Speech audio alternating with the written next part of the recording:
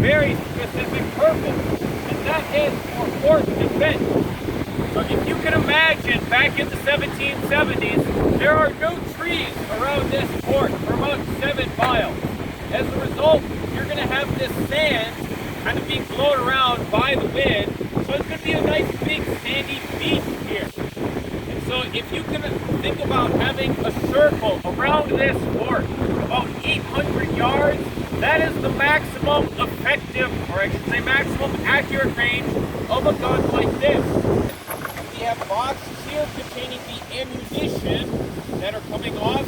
These boxes would have gone back historically further. We also have tools strapped to the carriage of the gun itself for cleaning and loading. And we have a couple of coverings on the actual cannon barrel itself. Those are designed to prevent any large amounts of moisture, like rain, from getting inside of the barrel. Because if you have a bunch of rain inside and then you put down the powder charge, it's going to turn into a bunch of goop and it's not going to actually fire.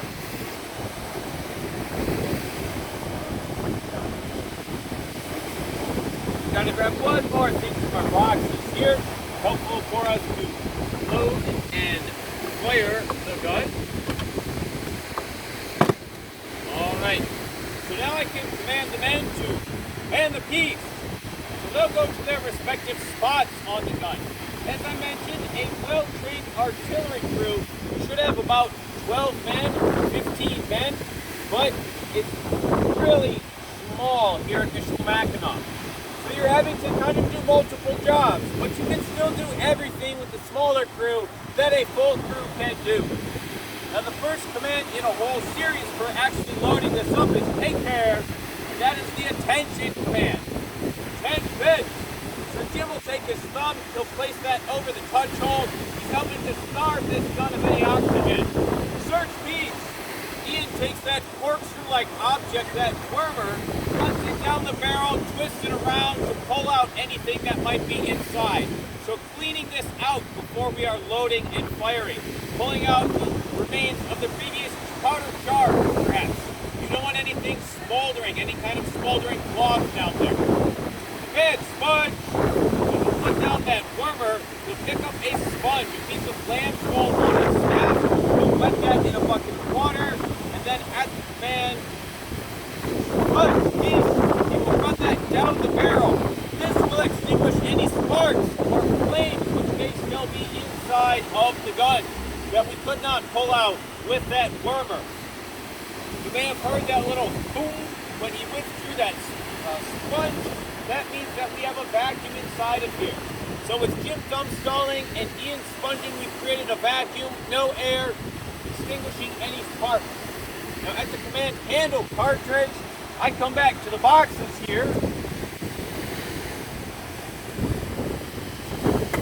Reach inside and pull out the historically slightly inaccurate powder charge.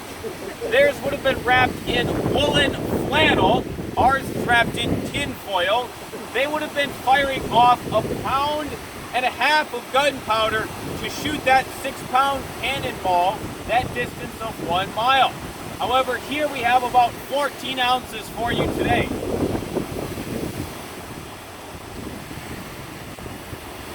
Load. Placing that into the muzzle, I can then tell Ian, ram down, cartridge. So he's flipped around that sponge to expose a solid wooden rammerhead. He packs the charge down at the base, or the breech of the barrel here. So the cannon is loaded, but we have 4 steps to go. Right, even with the wind like this, with it smoldering, it stays lit. Now if you're going to be using this gun for fort defense, as we know that that was the purpose of these guns here at Michilimackinac, you want to make sure that you're actually going to hit something. So at the command aim, there's a couple of different things you can do. One, come up here and change the elevation of the barrel. Strike grenade. Fire.